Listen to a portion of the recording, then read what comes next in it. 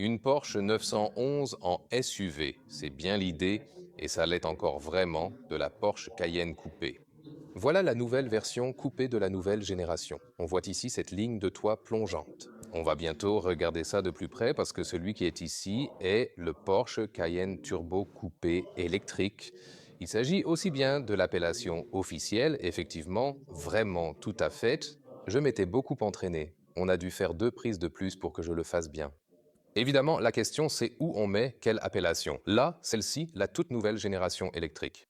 Le moteur à combustion fonctionne toujours en parallèle. Le nouveau coupé, ainsi que la version la plus puissante, le turbo, donc. Ici, par exemple, on a ces noirs. Prise d'air juste là. C'était spécial pour la version turbo. On a aussi en série les HD Matrix LED avec ce design à 4 points. Et là, à l'avant, je peux soit appuyer sur le bouton de la télécommande pour accéder au coffre avant, il y a un très bon câble de charge ici et une grosse boîte, mais tu peux aussi mettre d'autres trucs, sinon l'alternative, c'est, voyons, le refermer correctement. Autre fonctionnalité, tu peux aussi juste glisser ici pour ouvrir le coffre avant. Donc, c'est la solution la plus simple. Ouais, différentes façons d'ouvrir l'avant, et je peux aussi bientôt te montrer qu'il y a différentes manières d'ouvrir et fermer les portes, parce que celui-ci en est équipé. Les deux sont dispo sur le SUV et le coupé avec porte électrique. Mais bon, d'abord et surtout, la longueur est la même, 499 mètres, soit 196 pouces. En revanche, ici, on a la ligne de toit du coupé, en fait 2,4 cm plus basse que le SUV, et elle est vraiment poussée très très bas. On perd quand même un peu de volume de coffre, on va jeter un œil à ça. Et ça donne ce look spécial SUV coupé. L'avantage, c'est qu'il a un coefficient CD de seulement 0,23 au lieu de 0,25 sur le SUV. Par contre, il faut toujours bien regarder les pneus pour la valeur CD, parce que tu peux passer, tu sais, de 20 à 22 pouces. Ici, ce sont des 22 pouces, ce sont les plus grandes. Logique, les jantes 20 pouces ont aussi les pneus les plus petits. Avec du 21, t'es déjà un peu plus large, un chouïa plus large en fait, et avec du 22, t'as en gros deux tailles. Donc ce sont pas les jantes les plus larges, ce sont les jantes les plus grosses, mais pas les plus larges. Et puis, il y a des pneus haute performance qui les rendent aussi un peu plus larges. Dans le commentaire des données, il y a un commentaire des données et aussi dans la description de la vidéo, on a une sorte d'explication avec toutes les largeurs de pneus. Donc la meilleure valeur de CD avec les pneus les plus petits aussi. Tu trouves que le coupé est plus beau que le SUV ici? Dis-le dans les commentaires. Technologie et suspension. La direction des roues arrière fait bien tourner les roues à contresens. Roues avant jusqu'à 5 degrés, suspension pneumatique de série ou en option. La voiture est aussi équipée du Porsche Active Ride. Du coup, il y a en quelque sorte une pompe hydraulique par roue et la voiture reste toujours bien à plat, même quand elle penche dans les virages.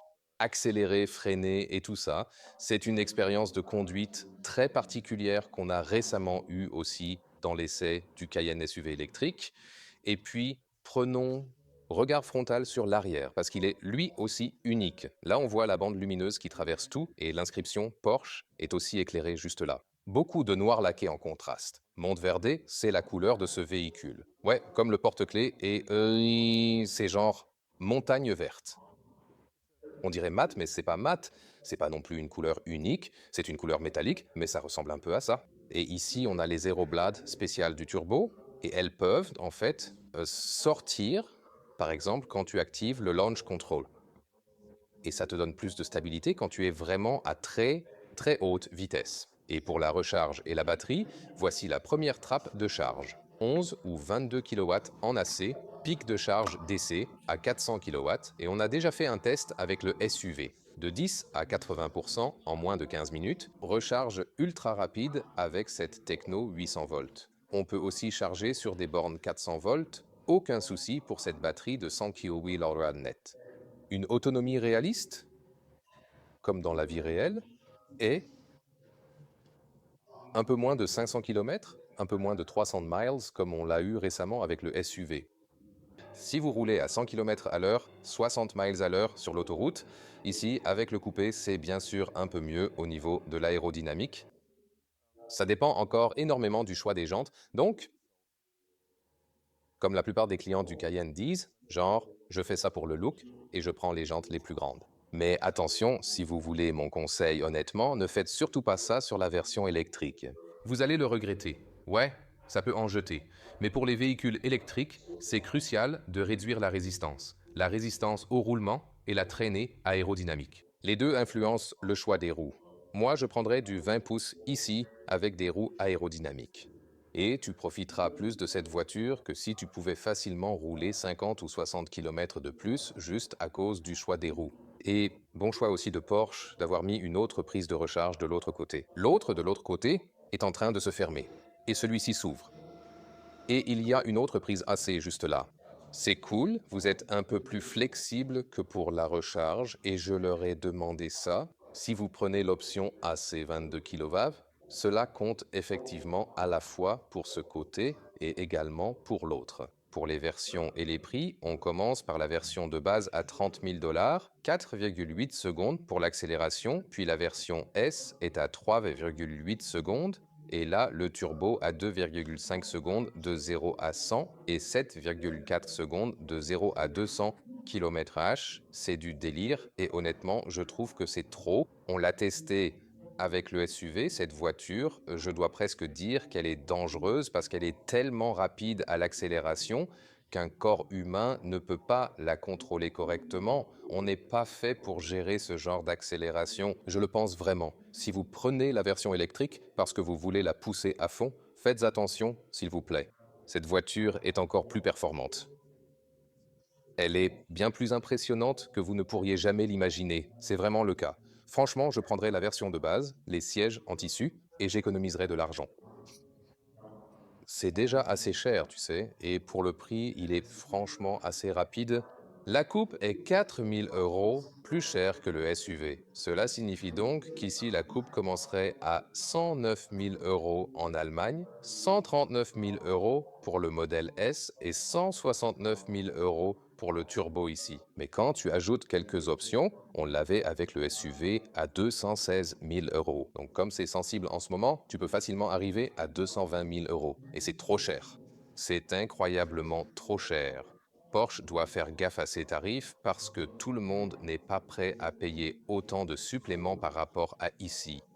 Et surtout si on opte pour la version turbo. Et là, on se demande vraiment quelle est la différence entre rouler en turbo et rouler avec le modèle de base. Ce n'est pas une voiture tellement différente, je resterai, pour ma part, sur la version de base. Ouais, bonne idée. Prends vraiment la version de base des jantes 20 aéro et choisis plutôt le coupé sans hésiter. Tu as la meilleure valeur CD et ils peuvent facilement ajouter genre 50-60 km d'autonomie par rapport à la pire configuration côté aérodynamique et on l'a vu ici avec le SUV à 100 km à l'heure, 62 miles. Maintenant, avec les pires roues, on pouvait gagner environ 23 kWh de plus, donc plus de kilomètres, soit 2,7 miles par kilowattheure, ce qui ferait 470 km d'autonomie réelle 300. Ouais, un peu moins que 300 miles.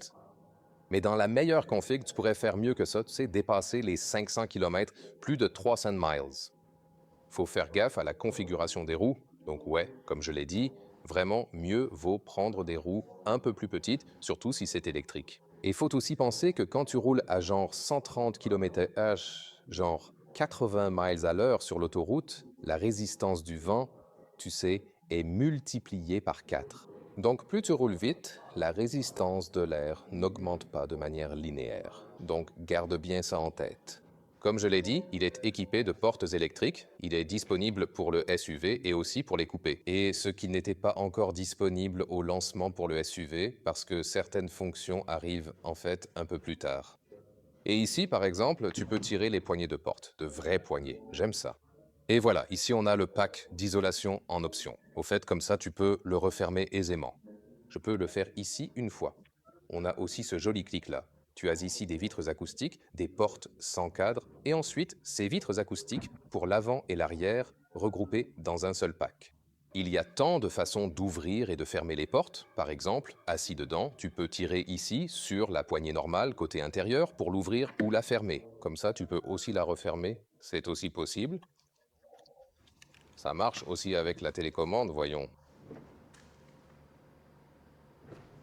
Bon, on parle des vitres. Bon à savoir, non? Surtout que quand t'as les Porte sans cadre ici, les propriétaires de coupé cabriolet savent que quand tu as une place de parking très serrée, tu peux faire comme ça et ensuite rentrer dans la voiture comme ça. Ça, tu sais, et tu pouvais pas faire ça quand les vitres sont ouvertes. Alors là, tu peux entrer et sortir quand tu as une place de parking vraiment serrée. C'est une fonction super utile. Tu sais, on l'a découvert aussi. Et tu peux même l'ouvrir et la fermer manuellement.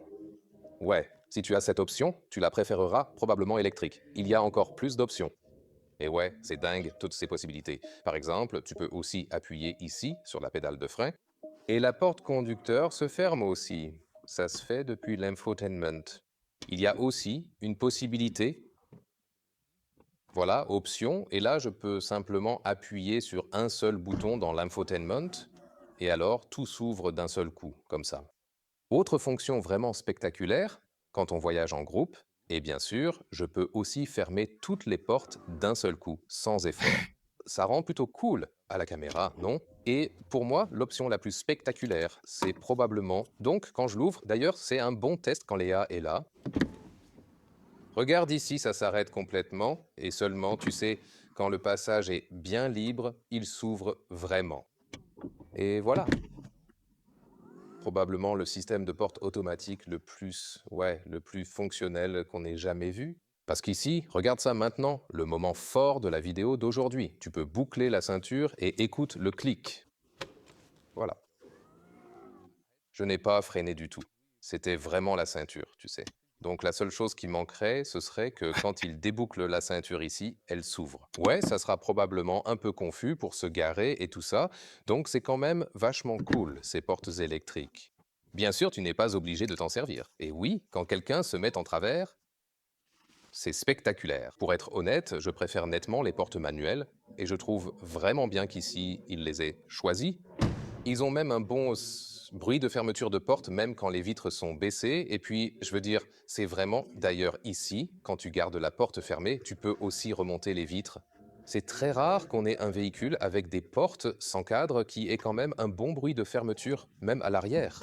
Il faut d'abord l'obtenir, vraiment. Et avec tes portes électriques, il y a aussi la fermeture douce ici. Donc, quand tu la fermes doucement, ici, tu as ce soft close, la soi-disant Zuzi Hilfe en allemand. C'est la leçon d'allemand du jour. À l'intérieur des portes, tout est bien recouvert, ici, en haut. Ici aussi, on retrouve les lignes étirées façon Porsche et la fibre carbone apparente. On le ressent vraiment. À l'intérieur des portes, ce n'est pas recouvert de tissu. Je l'aurais souhaité. Il était aussi équipé du système audio optionnel Burmester. Je le recommanderais aux mélomanes, car nous avons aussi testé ici le système Bose standard. Et ça allait, mais ce n'est pas non plus l'effet «Oh wow». Avec le système audio Burmester, là oui, effet «Oh wow», tu sais, c'est ça. Ensuite, on a le volant avec de vrais boutons, toujours à gauche et à droite, des molettes qui tournent, et aussi la sélection du mode de conduite. Quand tu appuies sur ce bouton ici, t'as plus de 100 chevaux pendant 10 secondes. Ce sont des sièges sport de série sur le turbo. Les sièges confort ont un peu moins de renfort, mais ce n'est pas la plus grosse différence. Et la zone des ischions est aussi un peu similaire. Exclusivement sur le coupé, vous avez aussi le pack Lightweight qui permet de gagner presque 18 kg. Et puis vous avez ce toit en fibre de carbone et les sièges Pepita Sport. En fait, ce sont des Pepita Comfort parce qu'ils sont basés sur la forme Comfort, donc des sièges Pepita Comfort. C'est juste que l'intérieur a ce tissu rétro sportif et on peut aussi prendre le volant Racetech, le microfibre sur le volant, et ça serait probablement mon pack préféré. Donc pour le SUV, vous pouvez choisir soit un toit ouvrant, soit un toit entièrement fermé. Ici, pour le coupé, vous pouvez avoir un toit fixe, un toit vitré comme ici, et le toit vitré avec PDLC, avec un store électrique, et un toit léger en fibre de carbone. J'espère que c'est vraiment bon. Ouais, beaucoup d'options de toit. La position assise offre une ergonomie très bonne et un confort agréable. Les sièges Pepita en tissu seraient un peu plus moelleux au niveau des ischions car le cuir animal reste plus rigide. Malheureusement, ils n'offrent pas de simili-cuir. Pour éviter le cuir animal, prenez les sièges tissu. Je n'aurais pas de souci. Sur certains marchés, surtout en Amérique du Nord ou en Asie, on voit le tissu comme matériau moins cher. En fait, non. Il est passivement, respirant et nettement plus confortable. Je suis fan des sièges en tissu. Je comprends que certains veuillent aussi une option simili-cuir. Et le volant, au bas, avant-arrière. Tout est électrique. Les instruments numériques sont incurvés comme ça, un peu. Et pour l'écran, c'est aussi très clair à lire. Par contre, vous voyez, j'aime avoir le volant dans cette position. Mais ça gêne la vue des instruments. Si j'avais une vue dégagée sur les instruments, je le mettrais comme ça, et puis c'est une position très haute pour le volant, tu vois ce que je veux dire? Et c'est surtout quand t'es grand, parce que si t'es pas aussi grand que moi, tu remonterais probablement le siège, et tu pourrais aussi ajuster un peu la position du volant. Donc pour les grands, t'es vraiment coincé devant. Par contre, j'ai un grand affichage tête haute. C'est une énorme boîte à l'intérieur, et l'écran de l'affichage tête haute est vraiment immense. Et voyons comment le coupé ici influence l'espace pour la tête. En fait, bonne idée, je peux ouvrir la porte pour l'IA. Alors ouais, ouvrons-les tous. C'est vraiment la solution la plus simple. Et voilà. C'est aussi une fonction de gentleman, pour ainsi dire. Et maintenant, je ne sais pas comment je dois fermer la portière du conducteur. Dois-je tendre la main vers la poignée tout de suite? Appuyer sur le frein? Ou attacher la ceinture? Ce serait cool d'avoir un vote en direct dans la vidéo, non? Lequel utiliser? Ou le mettre sur l'écran? Peut-être la ceinture, non? C'est vraiment la plus spectaculaire. Ouais. Only one door. Et maintenant, les gens, vous savez, certains, quand ils veulent traîner chez eux, si vous avez un truc comme ça, certains vont à la casse et achètent ici ces pièces individuelles, genre comme ces cliqueurs ici, qui permettent en fait de garer la voiture sans avoir la ceinture et ce bip. Donc peut-être que les gens iront à la casse et prendront juste ça séparément, que tu peux toujours clipser pour fermer la porte. Ouais, juste une idée, vraiment. Et ici, ce nouveau cockpit du Cayenne électrique. Voilà l'écran passager. Avec l'équipement de base, ce serait juste un panneau noir. Ce n'est pas top. L'écran passager n'est pas utilisé par tout le monde, effectivement, ça dépend. Et puis il y a cet écran incurvé au milieu. D'un côté, c'est une bonne idée parce qu'on peut voir tout en haut ici. Et en bas, on peut encore piloter des trucs. C'est bien l'idée de base. Et d'un menu à l'autre, ça marche, en fait. Plutôt bien. Et c'est rapide, c'est top pour la visualisation. Cependant, j'ai parfois un problème avec ça. Quand je suis, par exemple, comme ici, quand on fait défiler la carte, ça paraît un peu bizarre à l'œil. Faut s'y faire. Et le plus crucial, c'est quand tu as quelque chose que tu peux vraiment faire défiler ici, une liste, et que tu regardes la partie du milieu, tu te dis genre, oh, faut que j'aille voir l'ophtalmo. Donc, je dirais de regarder juste le haut ou le bas, parce que quand tu mates cette zone courbée, t'es genre, oula, désolé, tu vois?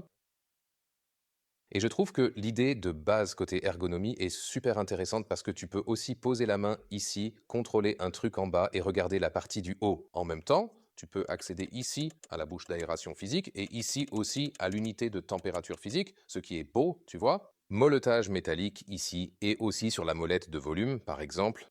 Vraiment cool, de très bonne qualité. Refroidissement et chauffage des sièges affichés sur l'écran, facilement accessible. À mon avis, ça aurait mieux fonctionné s'il l'avait rendu un peu moins incurvé, car une légère courbure des moniteurs, comme sur les écrans à la maison, incurvée de cette façon. Ce qui a un peu plus de sens parce qu'on voit plus sur la largeur que de haut en bas, juste à cause de la façon dont notre œil est conçu, tu vois. Je pense que si la courbe avait été moins marquée, t'aurais sûrement pas cet effet où tu te dis «Oh, j'ai pas envie de regarder la zone de la courbe». Donc ouais, voilà mon retour détaillé après l'avoir utilisé pendant un moment aussi. Là, celui-ci est équipé d'un toit en verre et aussi de la technologie PDLC. Donc tu peux le rendre mat ou transparent. Cette protection thermique est vraiment toujours active.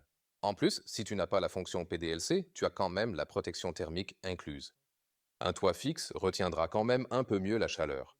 Ouais, je pense qu'un pack léger avec les sièges Pepita, c'est probablement le truc le plus cool que tu puisses faire pour ce véhicule. L'espace pour la tête, aucun problème. Tu sais, 189, 602, aucun souci du tout. Et même le pare-brise est censé être déjà différent ici sur le coupé si tu le compares au SUV. Et ensuite, tout, à partir du montant A, châssis et toit sont aussi différents. C'est donc plus différent que tu l'imagines. Horloge analogique en haut aussi. C'est une horloge au design spécial Porsche, par exemple, juste là-bas. J'aime aussi qu'on puisse contrôler très facilement les différents modes de conduite, par exemple en cliquant simplement sur le volant. Donc pas besoin de passer par l'infodivertissement, ça se change direct dedans. En fait, il y a aussi des poignées ici, c'est cool. Et un joli ciel de toit aussi. Et vous pouvez d'ailleurs aussi avoir ces doubles stores par soleil. Celui-ci est un modèle normal. On ne peut pas l'étendre non plus, mais il y a aussi une version double. On l'a vu en conduisant le SUV. On a bien cette console centrale allongée, il faudrait un peu plus de lumière. Et maintenant, c'est l'heure de la console centrale. Au fait, elle sera aussi chauffée. On a, tu sais, le chauffage des sièges avec la fonction qui chauffe, enfin, cette partie-là, et aussi la partie extérieure ici des portières. La seule chose, c'est que quand je conduis ici, mon coude est posé sur cette partie dure. C'est pas bien pensé du point de vue du conducteur. Et puis à l'intérieur de la porte, ici, ce repose-coude, enfin, il est recouvert, mais il n'y a pas de rembourrage dessous. C'est vraiment dur. Donc évidemment, ils ont pensé à personne ne va conduire cette voiture n'importe comment, comme Thomas le fait parfois, comme ça. Si tu veux conduire une Porsche Cayenne électrique, alors tu dois lever les coudes bien haut et... Attends, c'est bien ce que fait le thermique? Ouais, pour l'élect. Ok, ouais, mais peut-être. Note aux ingénieurs. Prévoyez des coudières ici pour les conducteurs paresseux façon Thomas. Puis vers la console centrale, parce que c'est un espace à part. Ici, ouvre ça, ouvre ça. Ici, accès disponible, tapis de charge inductif avec support magnétique, 2 chargeurs USB-C et encore 2 chargeurs USB-C. Et voilà la position basse pour les porte-gobelets. Tu peux aussi le mettre ici, le tourner, taper, taper, le retourner. Et ici, mets-le en position haute, voilà. Comme ça, c'est un peu plus haut, avec un accès bien plus facile et immédiat aux bouteilles quand tu en as besoin. Vraiment pratique, là. Si tu n'as pas deux bouteilles hautes et que tu le mets en bas, tu peux aussi refermer tout ça. Et certains ont beaucoup critiqué cette console centrale. Et je peux le comprendre parce que c'est inhabituel. Et si on ferme ces trucs, ce sera peut-être trop compliqué de devoir toujours les rouvrir. Pour ceux qui veulent que ce soit propre en conduisant, c'est bien possible. Ce qui me plaît le plus avec cette solution, c'est ce support en tissu ici. Et le truc, c'est qu'on peut y mettre des bouteilles, mais aussi des lunettes de soleil. Les étuis dedans, et ça ne bouge pas, et vous n'avez pas ce genre de truc tout le temps parce que c'est un tissu souple. Et c'est vraiment une super idée. Alors, cette solution a clairement des avantages et des inconvénients. Voilà, et vous pouvez aussi la refermer correctement comme ça. Alors, c'est une grande question. Et l'arrière? Les sièges arrière sont plutôt sympas. D'abord, portes arrière. Il y a aussi ce pack isolation, mais en option avec vitrage feuilleté. Et aussi, ce qui est plutôt cool, tu vois cette fonction, on doit... Voilà. Ensuite, on a le store électrique ici à l'arrière. J'aime toujours beaucoup cette fonctionnalité. À l'arrière, c'est recouvert, seule la partie basse reste rigide. Et ici, les sièges arrière du coupé. Vous pouvez régler électriquement l'inclinaison juste ici. Donc c'est possible en soi. En revanche, vous ne pouvez pas faire coulisser cette banquette d'avant en arrière, comme ce serait possible dans le SUV. Et la première chose cruciale, en fait, c'est que l'espace pour les jambes à l'arrière est, sur le papier, le même quand la banquette du SUV est reculée et que celle-ci l'est sur le papier. Pourquoi ça reste, je veux dire, ici, mes genoux sont un peu plus près du siège que dans le SUV. Et pourquoi ça? C'est parce que la partie inférieure de l'assise ici est un peu plus nettement reculée, comme ça. Et dans le SUV, ce serait comme ça. Ça veut dire que dans le SUV, je suis assis, disons, un peu comme ça. C'est une bonne pratique, non? Je pense que je vais l'adopter. Mon bon entraînement musculaire et regarde mes genoux. Maintenant, quand je descends, les genoux avancent un peu, tu sais. Donc, même si cette distance ici est la même, alors la distance par rapport aux genoux est. C'est carrément scientifique, tu Look how vois? happy Genre, Thomas ouais, is c'est comme, oh mon talking Dieu, about it. genre, révélation du siècle. Genre, ouais, super intéressant, hein? Ils veulent le placer plus bas à l'arrière pour que tu aies encore de la marge au-dessus de la tête. Ben, ici, quand je me penche vraiment en arrière et que je touche le plafond, mais quand tu te penches un peu en avant, là, c'est bon. Et puis, ouais, il y a encore un peu de marge pour la tête, mais t'en perds un peu. En fait, tu perds de la place pour les jambes, au niveau des genoux, surtout si tu as de longues jambes. Tu vois, donc ouais, c'est ça. Et ensuite, tu peux prendre celui-ci ici. C'est genre la banquette deux places à l'arrière. Donc c'est juste une petite niche, on peut pas vraiment s'asseoir là peut-être. On dirait que ça pourrait servir pour un tout petit enfant, tu vois, pour Potty l'apprentissage de la training. propreté. Ouais, un petit pot. Mais on voit aussi vraiment clairement qu'on pourrait tout à fait avoir une troisième. Place assise, ici. De toute façon, dans les deux cas, on a aussi ce genre d'accent sport sur les sièges arrière. C'est plutôt chic, en fait. Et ici, accoudoir normal. Il est aussi plus moelleux. Et ici, des porte-gobelets, pas adaptatifs du tout. Et là, le mécanisme de fermeture bruyant, bien typique de la nouvelle Cayenne électrique, avec la charnière métallique. Vous pouvez aussi rabattre les sièges ici, mais c'est juste pour déclencher le mécanisme. On ne peut pas les ajuster là, l'ajustement étant électrique. Ensuite, vous pouvez changer l'inclinaison. Et le Cayenne SUV a une position de chargement où vous faites comme ça et rabattez aussi la banquette vers l'avant. Ici, juste la position de chargement. C'est aussi une raison pour laquelle les chiffres en litres varient tant selon la position. Mais on va maintenant jeter un œil au coffre de près. Regardez ça. C'est ici quand l'aileron arrière, le spoiler adaptatif, est relevé. C'est vraiment massif. Et bien sûr plus grand que sur le SUV parce que, vous savez, on a besoin de plus de stabilité à haute vitesse.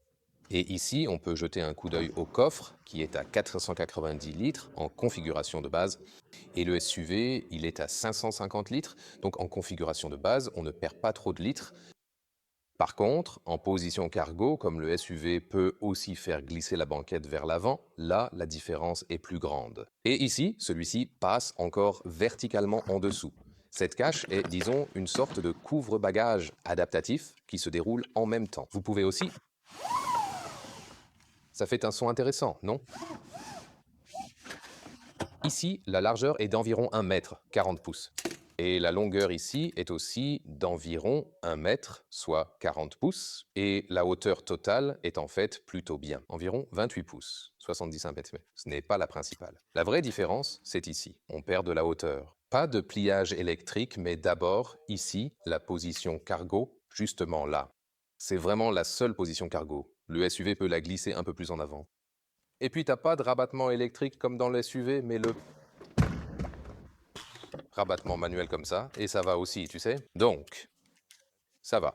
Et ici, la longueur totale est de 1,85, 73 pouces. C'est bien sûr la même chose, puisqu'ils partagent aussi le même empattement, ce qui n'est pas toujours le cas, parce que dans la Mercedes-Benz GLI, le coupé a un empattement un peu plus court, bizarrement. Ouais, je me demande comment ils peuvent se permettre de produire ça. Au fait, il n'y a pas de marche ici. C'est comme un tapis de coffre supplémentaire. Donc quand tu l'enlèves, tu peux voir qu'il n'y a pas, enfin, pas de grosse marche ici. Et ici, c'est un tapis de sol assez haut pour le coffre. Donc, ouais, c'est du pour et du contre. Quelques inconvénients dans le coffre et aussi aux sièges arrière. Mais bon, ça apporte des avantages aérodynamiques. Ouais, on peut en débattre. Les pour et les contre de ce coupé. Au final, les gens décideront probablement surtout en fonction du design si ce coupé leur plaît davantage. Il faut vraiment dire qu'en matière d'électrique, surtout quand on la pousse un peu plus vite, l'aérodynamique joue encore davantage. Donc oui, ce sera encore plus excitant si vous optez pour le SUV ou pour le coupé. Lequel préférez-vous? Dites-le moi dans les commentaires, s'il vous plaît. Donc vous pouvez maintenant aller voir l'essai routier du SUV qu'on a fait récemment, turbo et base,